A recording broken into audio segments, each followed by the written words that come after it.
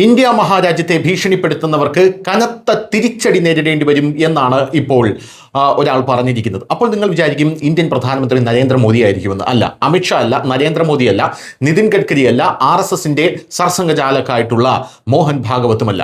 ഇത് പറഞ്ഞിരിക്കുന്നത് ഇന്ത്യയുടെ ഉറ്റ സുഹൃത്തായിട്ടുള്ള രാജ്യം റഷ്യയുടെ പ്രസിഡന്റായിട്ടുള്ള വ്ളാഡിമിർ പുടിനാണ്. ഒന്ന് ആലോചിച്ച് നോക്കൂ, ഇന്ത്യയെക്കുറിച്ച് വ്ളാഡിമിർ പുടിനാണ് ഇപ്പോൾ ലോക രാജ്യങ്ങൾക്ക് മുമ്പിൽ കാര്യങ്ങൾ അവതരിപ്പിക്കുന്നത്. ആ പുടിൻ്റെ കോൺഫിഡൻസ് ആണ് ഇവിടെ ചർച്ച ചെയ്യപ്പെടേണ്ടത്. അതായത് ഇന്ത്യ എന്ന് പറയുന്ന രാജ്യത്തിനെ തൊട്ട് കഴിഞ്ഞാൽ തൊട്ടവന്മാരെ തട്ടിയിരിക്കുമെന്ന് പറയുന്നത് ഇന്ത്യക്കകത്തുള്ള സംഘപരിവാറല്ല, മറ്റൊരു പാർട്ടിയുമല്ല, അത് വ്ളാഡിമിർ പുടിനാണ്. ലോകത്തിലെ ഏറ്റവും ശക്തനായിട്ടുള്ള നേതാവാണ്.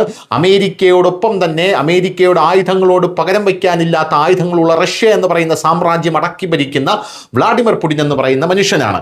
ഇപ്പോഴിതാ സെന്റ് പീറ്റേഴ്സ്ബർഗിൽ അന്താരാഷ്ട്ര വേദിയിൽ ഇന്ത്യയുടെ പരമാധികാരത്തെയും തന്ത്രപരമായിട്ടുള്ള സ്വയംഭരണത്തെയും പ്രസിഡന്റ് പുടിൻ വീണ്ടും പിന്തുണച്ചു. അങ്ങനെ ചെയ്യുന്നതിലൂടെ ഇന്ത്യയെ പാർശ്വ കണ്ണോടെ നോക്കുന്നവർ വലിയ വില നൽകേണ്ടി വരുമെന്ന് പാശ്ചാത്യ ലോകത്തിന് വ്യക്തമായ സന്ദേശം അദ്ദേഹം നൽകിയിരിക്കുകയാണ്. പ്രധാനമന്ത്രി മോദിയുടെ നേതൃത്വത്തിൽ ഉപരോധങ്ങൾ ഏർപ്പെടുത്തി ഇന്ത്യയെ അടിച്ചമർത്താനുള്ള ഏതൊരു ശ്രമവും തിരിച്ചടിക്കുമെന്നും അങ്ങനെ ചെയ്യുന്നവർ അതിൻ്റെ അനന്തരഫലങ്ങൾ അനുഭവിക്കേണ്ടി വരുമെന്നും പ്രസിഡന്റ് പുടിൻ പറഞ്ഞു. ഇന്ത്യ ഒരു പരമാധികാര രാഷ്ട്രമാണെന്നും അതിൻ്റെ താല്പര്യങ്ങൾക്ക് അനുസരിച്ചാണ് തീരുമാനങ്ങൾ എടുക്കുന്നതെന്നും പ്രസിഡന്റ് പറഞ്ഞിട്ടുണ്ട്. സെന്റ് പീറ്റേഴ്സ്ബർഗ് ഇന്റർനാഷണൽ എക്കണോമിക് ഫോറത്തിൽ സംസാരിക്കവേ അദ്ദേഹം പറഞ്ഞു, ലോകത്തിലെ ഒരു രാജ്യത്തിനും ഇന്ത്യയുടെ ആരുമായും വ്യാപാരം നടത്തണമെന്നോ ആരിൽ നിന്ന് ആയുധങ്ങൾ വാങ്ങണമെന്നോ ആജ്ഞാപിക്കാനോ പറയാനോ കഴിയില്ല.